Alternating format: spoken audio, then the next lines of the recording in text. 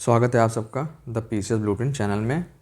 आज बहुत लंबे दिनों की छुट्टी के बाद ये वीडियो आ रही है, ठीक है। और वीडियो आ रही है तो एक खुशखबरी के साथ कि 27 जुलाई को RO का पेपर होगा। ये डेट आ चुकी है, ठीक है। 27 जुलाई 2025 को आपका एग्ज़ाम जो है यूपी RO का प्रीलिम्स एग्ज़ाम 27 जुलाई को होगा। ये आप सबको पता होगा और ये भी पता होगा कि एग्ज़ाम जो है एक शिफ्ट में ही होगा और एक दिन में होगा, ठीक है। 3 घंटे का पेपर होगा। ये पहले नोटिफिकेशन आ चुकी थी, ठीक है, जिसमें GS और हिंदी जो है वो दोनों पेपर अब एक साथ होंगे, ठीक है। तो हमको अब इसकी स्ट्रेटजी के साथ 3 घंटे की स्ट्रेटजी के साथ इस पेपर को देने की तैयारी करनी पड़ेगी, ठीक है।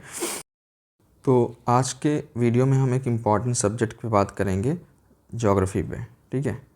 ज्योग्राफी या भूगोल में जो है इसका वेटेज जो है लगातार बढ़ता जा रहा है। इस बार ही देखें तो 25 से 27 सवाल जो हैं ये यूपीपीसी 2024 में आए थे, ठीक है। अब अगर ज्योग्राफी में देखा जाए तो 2 पार्ट हैं, एक इंडियन ज्योग्राफी है, एक वर्ल्ड ज्योग्राफी है। इस वीडियो में केवल इंडियन ज्योग्राफी की बात करूँगा, वर्ल्ड ज्योग्राफी की बात नेक्स्ट वीडियो में करूँगा, नहीं तो वीडियो जो है ज़्यादा लंबी हो जाएगी और मैं लंबी वीडियो चाह नहीं रहा हूँ कि हो, ठीक है। तो इंडियन ज्योग्राफी में इस बार देखा जाए तो 15 क्वेश्चन जो हैं, 15 से 16 क्वेश्चन इंडियन ज्योग्राफी का एग्रीकल्चर का मिला के, ठीक है। एग्रीकल्चर सॉइल वगैरह के मिला दें अगर इंडियन ज्योग्राफी में ही, तो 15 से 16 क्वेश्चन जो हैं वो आए हुए थे, जिसमें से मेरा जो है 13 क्वेश्चन जो है सही थे, 2 क्वेश्चन गलत थे और शायद एक को करंट अफेयर्स वाला कुछ क्वेश्चन था, वो जो है वो मैंने अटेम्प्ट नहीं किया था, ठीक है। तो अब ये मैंने 13 सवाल जो है सही कैसे किए, ठीक है। अब आपको बता दूं कि यूपी RO का जो भी एग्ज़ाम हुआ था, जो कैंसिल हो गया 11 फरवरी वाला, उसमें भी मेरा कुछ ऐसे ही वेटेज था, मतलब ऐसे ही एक्यूरेसी थी कि 85 से 95% तक के मेरे जो क्वेश्चन थे इंडियन ज्योग्राफी और वर्ल्ड ज्योग्राफी मिला के दोनों के, इतने ही ऐसे ही रेशियो में क्वेश्चन मेरे सही थे, ठीक है। तो अब मैं आपको बताऊँगा इस वीडियो में कि मैं कौन सा सोर्स फॉलो करता हूँ, ठीक है। कौन सा सोर्स फॉलो करता हूँ, कहाँ से मैं PYQ लगाता हूँ, ठीक है। आपको बता दूँ कि मैं घटना चक्र पूर्वालोकन की बात नहीं करूँगा, ठीक है, क्योंकि मैं घटना चक्र पूर्वालोकन को ऐसे एज अ बुक नहीं पढ़ता हूँ कि बस वही मैं पढ़ रहा हूँ, ठीक है।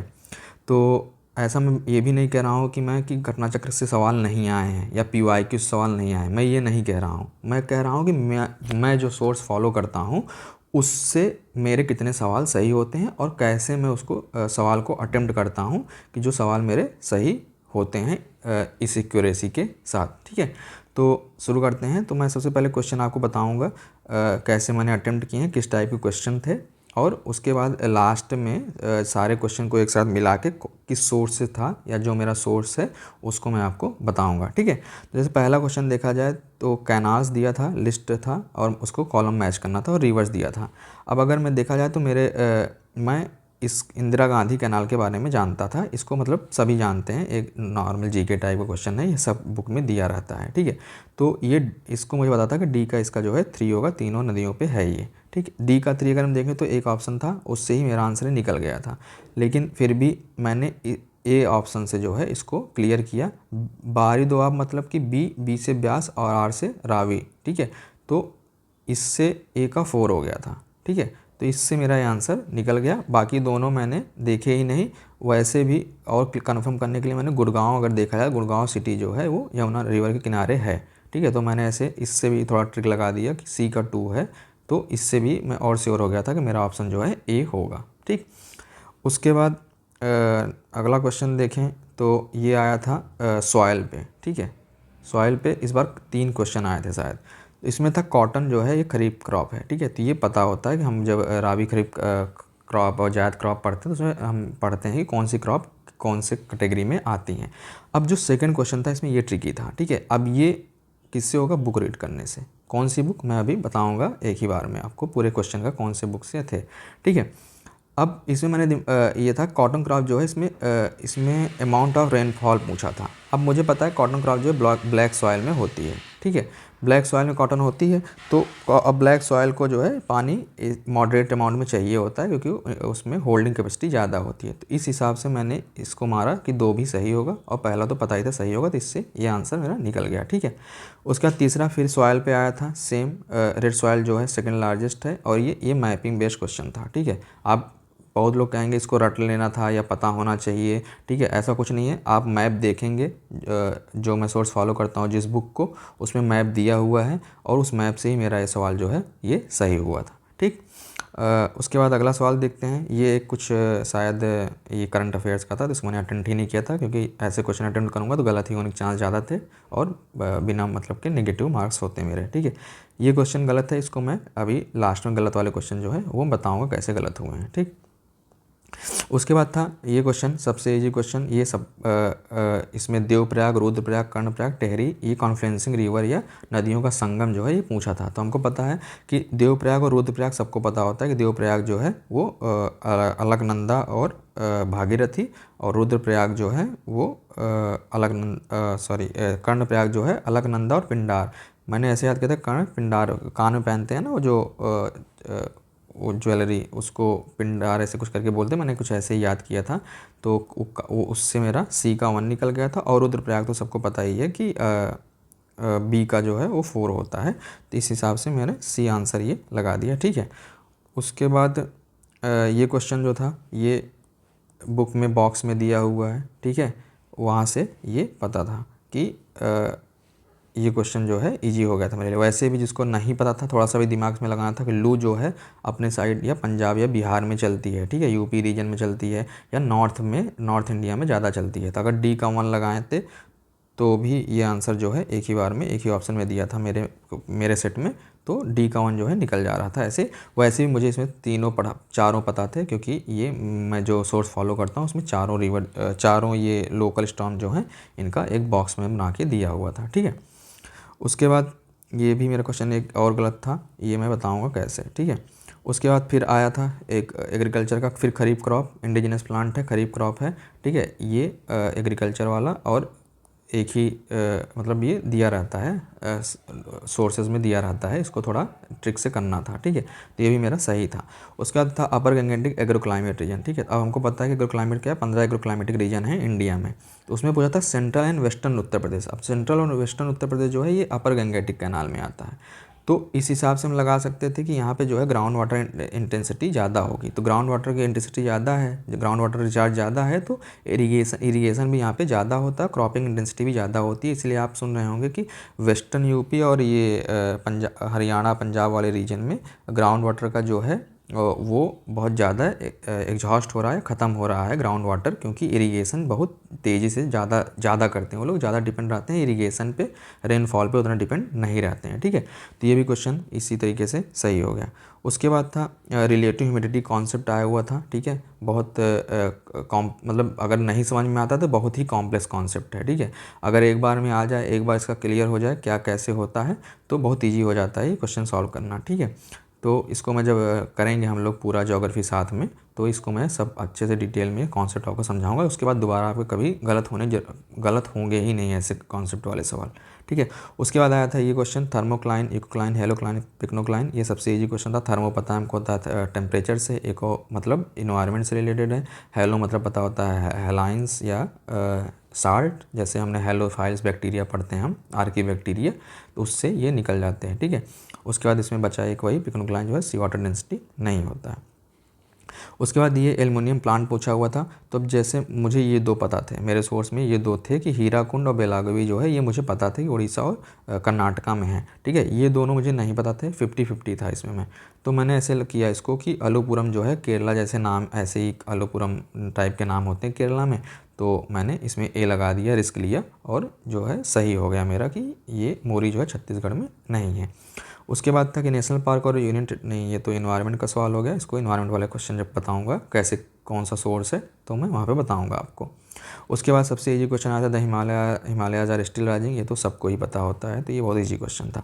उसके बाद ये अच्छा क्वेश्चन था, थोड़ा घुमा के दिया था इसमें, ईब रिवर, ठीक है। ईब रिवर मुझे पता है कि ये महानदी की ट्रिब्यूटरी है, ठीक है। अब जब मैंने मैपिंग किया है, ठीक है, मैपिंग वाले क्वेश्चन में मैंने इसमें लिखा है कि उड़ीसा से ईब रिवर जो है ये आती है और महानदी में मिलती है। तो अब ईब रिवर से मुझे पता लगा बी का 3 उड़ीसा में होगा, और मुझे पता था हुतार जो है ये झारखंड में है। वैसे भी बी का 3 निकालने से एक ही आंसर मिल रहा था। स्टार्टिंग मैंने दोनों आंसर कट कर दिए थे, मुझे लगा कि बी का 3 दिया ही नहीं है, फिर मैंने दोबारा रिवाइज किया तो मुझे दिखा हाँ बी का 3 दिया हुआ है, तो इसलिए इसका ए ऑप्शन जो है वो सही हो गया। ठीक है, तो ये मेरे एकदम सही क्वेश्चन थे, 13 क्वेश्चन जो है मेरे सही हुए थे। अब गलत क्वेश्चन कैसे था? अब ये क्वेश्चन पहली बात तो मुझे अटेम्प्ट ही नहीं करना चाहिए था। ठीक है, ये सबसे मुझे लग रहा है कि मतलब बेकार क्वेश्चन था ज्योग्राफी में। ठीक है, सीधा फैक्ट पूछ लिया था कौन कितने मीटर का है।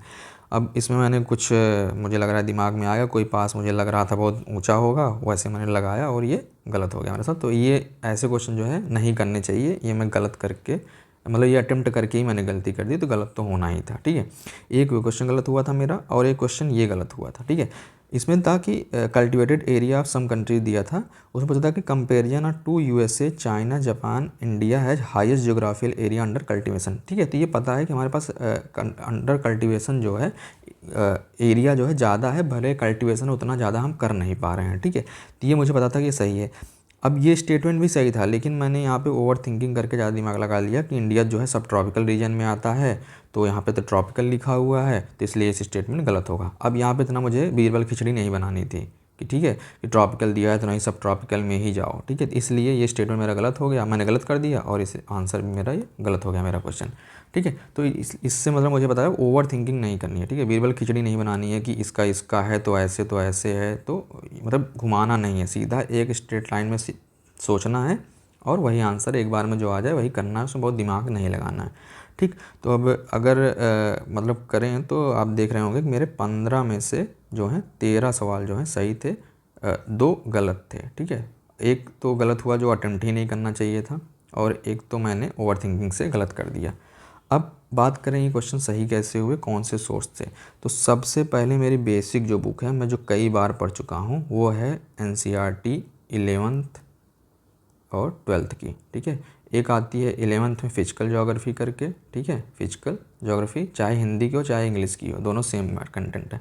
और 12th में है इंडियन ज्योग्राफी और ह्यूमन ज्योग्राफी आती है। ठीक है, तो ये दोनों book Indian geography, physical geography, NCERT 11 12th, इसको मैंने कम से कम 10 से 12 बार पढ़े हैं। एक एक लाइन, एक एक कॉन्सेप्ट मैंने अच्छे से समझा है, ताकि किसी भी टाइप का क्वेश्चन इससे घुमा के आए वो मैं कर लूँ, चाहे वो मैपिंग हो NCERT का, चाहे वो फिजिकल ज्योग्राफी के या क्लाइमेट के टिपिकल कॉन्सेप्ट हों, वो सब मैंने सारे क्वेश्चन सारे एग्ज़ाम में मैं केवल और केवल NCERT के ही पढ़ के जाता हूँ, और NCERT से ही मेरे सारे क्वेश्चन जो हैं वो सही होते हैं।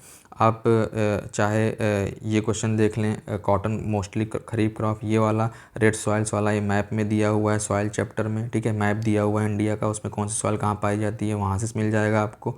ये तो सबको ही पता होता है, इंदिरा गांधी कैनाल और ये अपर दोआब कैनाल। ठीक है, इसका भी मैं अभी आपको सोर्स एक और बताता हूँ जो मैं कुछ स्पेशल टॉपिक्स के लिए जो है मैं फॉलो करता हूँ। ये भी स्टेटमेंट जो है आपको मिल जाएगा उसमें, किसमें, NCERT में। ठीक है, ये तो मेरे नोट्स से है, ये आपको बॉक्स जो है NCERT में मिल जाएगा। ठीक है, तो मेन ये है कि मेरा मेजरली जो है ज्योग्राफी के लिए मैं केवल और केवल NCERT पे ही डिपेंड रहता हूँ। ठीक है, मेजर पोर्शन मेरा इससे रहता है डिपेंड। ठीक है, और दोनों 11th और 12th की। ठीक है, ये सबसे इम्पॉर्टेंट बुक है इसके लिए।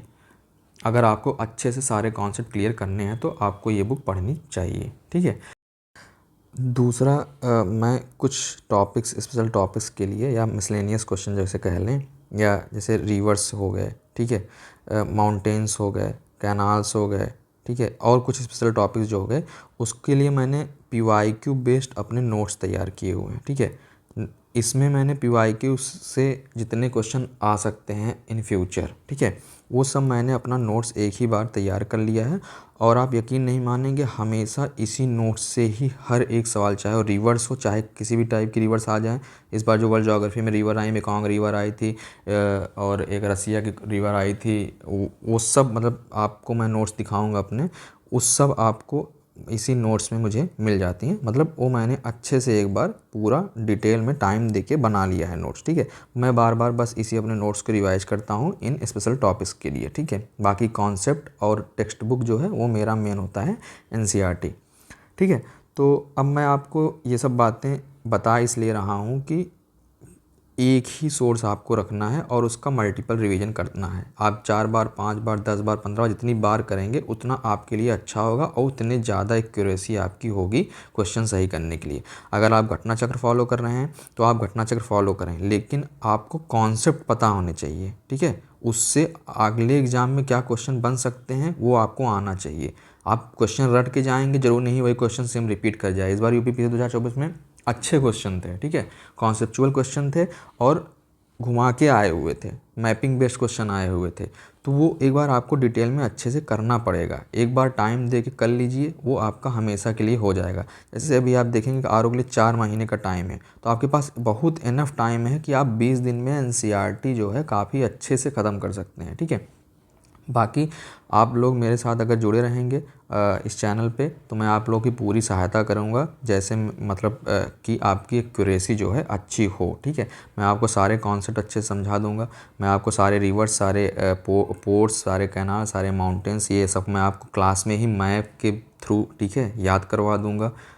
जैसे आप मेरी बायोलॉजी सीरीज़ देख सकते हैं, मैंने वीडियो इस टाइम अपलोड करता हूँ मैं बायोलॉजी के, ठीक है। उसमें मैंने डिटेल में पीवाईक्यू से बेस्ड पीवाईक्यू क्वेश्चन जो आए हुए हैं, जो पीवाईक्यू क्वेश्चन आ सकते हैं, अच्छे से मैंने डिटेल में सब एक्सप्लेन किया हुआ है। आप एक वीडियो देख के समझ सकते हैं उस चीज़ को, ठीक है। ऐसे ही मैं जल्दी ही ज्योग्राफी की भी शुरू करूँगा, ठीक है। ज्योग्राफी की भी सीरीज जो है स्टार्ट करूँगा, जो आपको बहुत हेल्प करेगी आरओ एग्ज़ाम में और पीसीएस एग्ज़ाम में, ठीक है। तो अगर आपको अच्छा लगता है हमारा कंटेंट तो आप हमारे साथ जुड़े रहिए, क्योंकि इस बार 4 महीने हैं आपके पास। आपकी मेरी तरफ से हमारे चैनल के माध्यम से आपकी पूरी सहायता की जाएगी, इतना हम लोग कर सकते हैं, ठीक है। दोनों मतलब साथ में तैयारी करते हैं 4 महीने बाद, ताकि इस बार आरओ को जो है पार ही कर दिया जाए, या मतलब आरओ में एक सीट जो है पक्की कर ली जाए, इतना टाइम मिला हुआ है तो, ठीक है। ताकि अब इस एग्ज़ाम की तैयारी ना ही करनी पड़े, अगले एग्ज़ाम पीसीएस की, या अगर आप यूपीएससी दे रहे हैं तो यूपीएससी एग्ज़ाम की तैयारी आप आगे करें, ठीक है। तो वीडियो देखने के लिए बहुत बहुत धन्यवाद। आप हमारे साथ जुड़े रहिए, आपको अच्छे कंटेंट जो हैं आपको दिए जाएंगे आपके एग्ज़ाम ओरिएंटेड, ठीक है।